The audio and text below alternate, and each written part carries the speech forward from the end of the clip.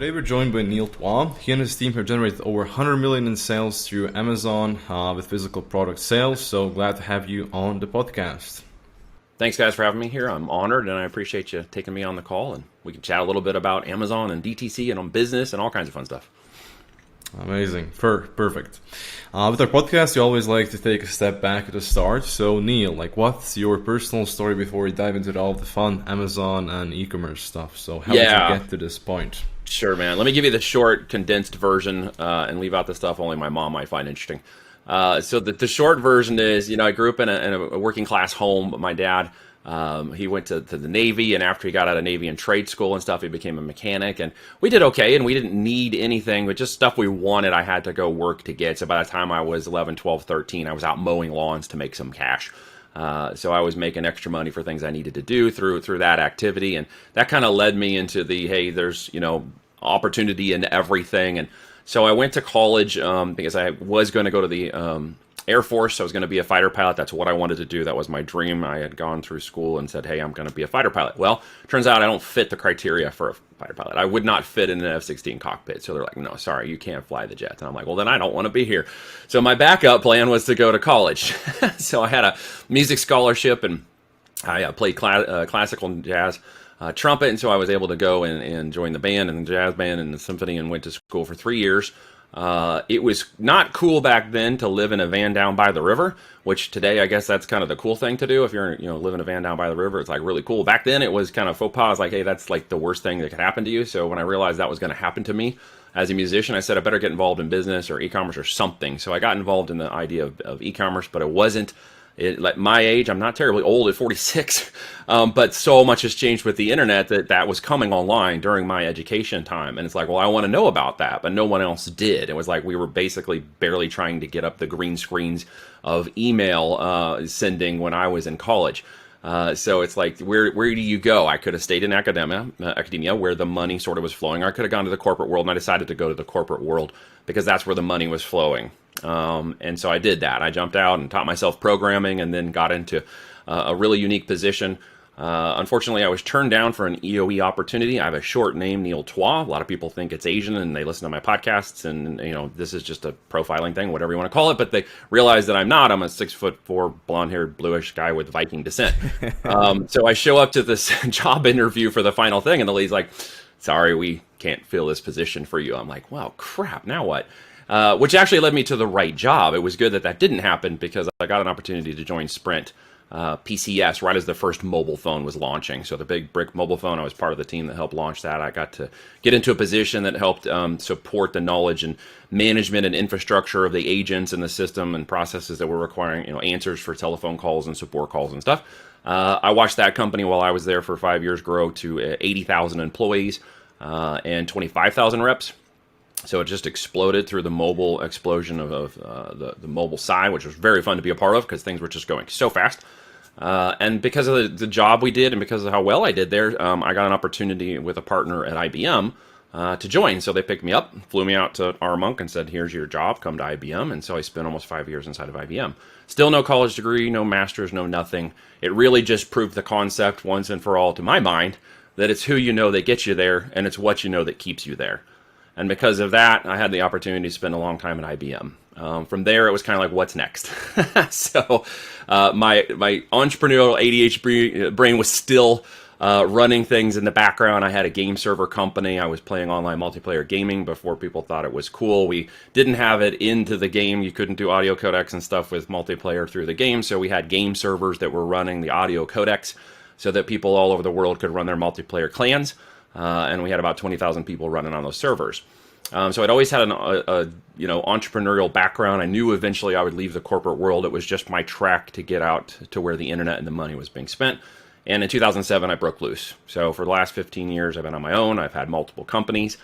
E-commerce was in lead generation and mobile traffic and cost per install, and affiliate marketing was a big component of what cut my teeth in the internet world. Then I realized, hey, I should be also making the products and the brands. I had a lot of companies I worked with lead generation. We got some Series A funding for them, and their traffic and leads helped them grow enormously. And I realized, hey, I should just finish the last mile here by creating a product and a brand of my own, which led me to discovering the Amazon channel.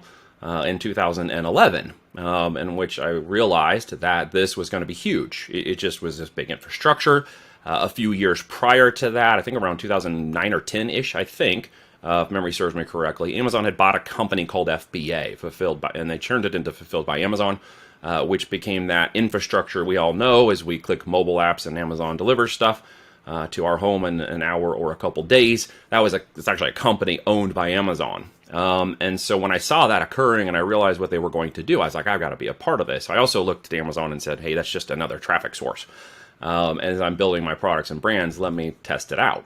So long story short, I got into Amazon, 10 years now, involved in that. We've done a lot of sales. I know you said 100 million, but in actuality, we've done $500 million in sales between ourselves and our clients. It sounds really weird to say it, so I don't like to, it's just, it is what it is. But the end of the result is there's a lot of business to be done. We have DTC channels for our brands as well once they mature. We're not just locked into Amazon. We do direct to consumer channels once the brands mature. We just take a different route than some people. Some people go to, the drop shipping, branding, Facebook advertising, marketing funnel world of Shopify, and then maybe end up on Amazon to pick up that found traffic. We just chose to say, well, let's go to Amazon, and we know how to get traffic and market share there. And then once that brand proves in markets, of Amazon's niches and stuff, we can take that product, data, material, etc., and move it into a direct-to-consumer channel. We can move it out to QVC. We can move it out to infomercials. We can move it out to the great wide world. So we just went a different direction than some people do. And it's proven really well for us. Perfect. An amazing story, I have to say. You've definitely been in the game a long time, so it's great to hear all the experience. And I also think this is a great funnel into the first topic of the podcast. You mentioned the two sides or the multiple sides of the e-commerce world. There is Amazon, there's usually also the other Shopify side. For this podcast, there's going to be a lot of Shopify guys, so maybe you could give a brief overview, what are the main difference between both of those worlds, Amazon versus Shopify? Yeah, so this will be my experience. Some of you may have different differentiations in your experience or what you're doing currently or whatever, or maybe what you want to do. But in my experience, you've got to have different unique skill sets. They are, as we have a saying in the country, you can't ride two horses with one ass.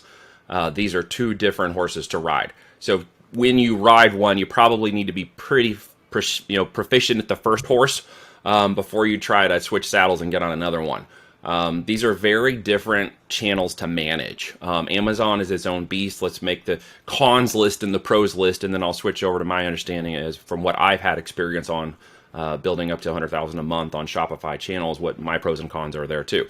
So, cons first, because everybody's they always want to pontificate on the great things and they want to talk about revenues, and I could give a shit about revenues. I care more about profit. So with Amazon, we're profit focused first. On the products that will make great net profit. That is the profit we actually take home on every unit sold. Okay, as long as we can take home a minimum amount of profit that we feel is comfortable for us, which is a minimum of $12 in profit per unit.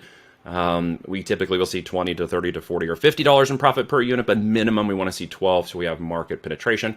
Then we look into, what's the opportunity, the market scale, and the niche for the competition that is currently in Amazon at that place, and how can we, spend the next 60, 90, 120 days and out to 12 months dominating that niche, and then creating scalability within that niche, which leads us to an exit, okay? If we're in scalability and we see market potential beyond just Amazon, we'll move that brand once it gets past 7 figures into DTC or direct to consumer. Amazon is not your partner.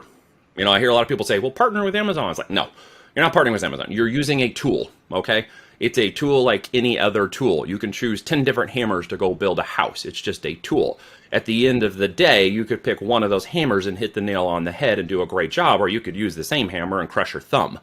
One way or another, it's not the hammer's fault, but you still have to learn how to use the hammer correctly. It can be your friend, or it can be one of the world's deadliest tools when it comes to, how many people die from hammers and baseball bats every year. But the cons of Amazon are that, of course, you have to do the right product profitability. You have to know your numbers really correctly. You do need to treat it like a business, not a side hustle or a hobby business. It will eat you up if you do that wrong. The competition can be fierce. If you're not properly staging your business, registrations, trademarks, and other things, your brand defensibility becomes easier to pick out because you're in a full market share experience. You're in a full forward-looking marketplace. It's much easier for people to see who you are, see what you're doing, and then create opportunities to either compete with you ethically and morally, or to jack with you unethically, or play with the system, which is a little bit different than on the Shopify store. Now, the pros are, that's a lot of cons, and there are a lot of cons, and I could list a lot of them. Especially if you're doing the retail, arbitrage, wholesale, drop shipping models, which, by the way, are completely not compliant with Amazon's terms of service, and it's a complete cat and mouse game with what they're doing, and usually those are the ones that get shut down and you hear about. If you're in compliance, if you're private label, if you have an LLC, if you're brand registered and you have brand trademark, Amazon pretty much doesn't mess with you. They like you. They want you to sell properly in their system. And in one instance in 10 years, we've lost one seller account, which was actually tied to an account with a client who did something nefarious and got one of our accounts shut down, which was an accident. Private label branding correctly can list and exist for a long time. I got products that are over 5 years old on Amazon that just perform every day, week, and month. So on the opposite side of the house, from my experience, Shopify is great. It's an interesting infrastructure. It's allowed the drop shipping community to take advantage of it, which has been one of their great things, although I don't think Shopify really had that in mind when they started the company as an e-commerce platform, but it sort of turned into it. Thanks, marketers. Marketers either do great things or they create crappy things and force policies and changes with the businesses both on Amazon and Shopify and others, including Facebook, that then make it more restrictive for you to get involved. It's not quite as easy later on. It makes it harder to start up for people who are getting brand new in the marketplace if you haven't had the experience or time. But there's no traffic with Shopify. That's the one major con I see myself and that I like about Amazon is there's no traffic. I mean, you can put up the site, you can have great products, but obviously you need eyeballs on your offer. You got to get traffic, qualified traffic, and converting traffic, which means you need to have an audience conversation with your sellers first. You need to convince them in a moment on Facebook as a pattern interrupt that you are the better product, come take a look at me, or TikTok or Google Ads or whatever.